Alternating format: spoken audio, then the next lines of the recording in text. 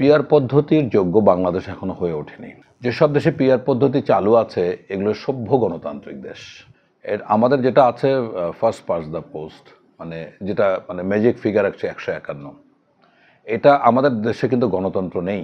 এখানে এটাকে ছদ্ম গণতন্ত্র বলে। ছদ্ম গণতন্ত্র সংজ্ঞা অনুযায়ী যে সরকার বা রাষ্ট্র বলবে যে গণতন্ত্র আছে কিন্তু জনগণের কোনো অধিকার নাই, যেটা মিয়ানমারে আমরা খেয়াল করে থাকি এবং পৃথিবীর অনেক দেশে এরকম আছে।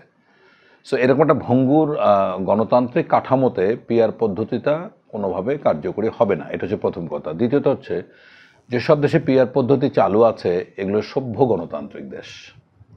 আমাদের এমন কোনো গণতান্ত্রিক কাঠামো, গণতান্ত্রিক চর্চা, সহনশীলতা এই বিষয়গুলি এত নিম্নমানের যে পিআর পদ্ধতি এখানে সম্ভব না। এখন পিআর পদ্ধতির ক্ষেত্রে একটা জায়গায় আমরা বলেছি, আমাদের দল থেকে বলেছি এরকম যে RICL TMX যুগের পর যুগ স্থাপনা থাকে মজবুত। নিম্ন কক্ষে যেটা আমাদের পার্লামেন্ট বর্তমান আছে এখানে ফার্স্ট পাস দ্য পোস্ট বর্তমান যে সিস্টেম আছে এইটা থাক।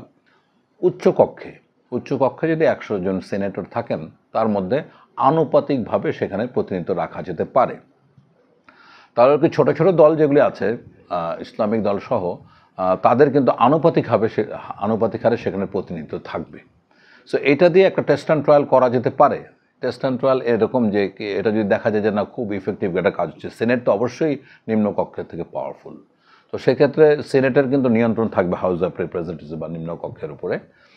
তো এটা একটা চেক অ্যান্ড ব্যালেন্স করা যেতে পারে।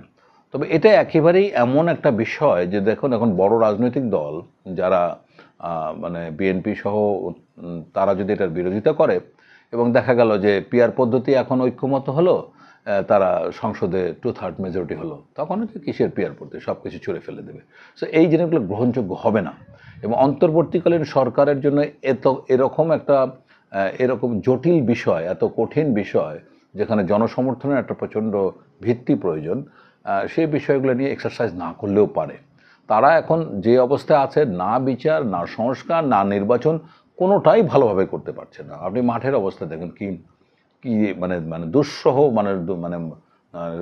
শাসন ব্যবস্থা, তৃণমূলের যে আপনার প্রশাসনিক ব্যবস্থা, প্রশাসনিক সেবা সব কিছু মিলে একেবারে নিম্নমানের পর্যায়ে চলে গেছে। সুতরাং এই সময় এসে আপনি ইউরোপ বা পাশ্চাত্যের গণতন্ত্রের সুন্দর সুন্দর জিনিসগুলি উপস্থাপন করে আমার মনে হয় খুব একটা লাভবান কিছু হবে বলে মনে হচ্ছে না।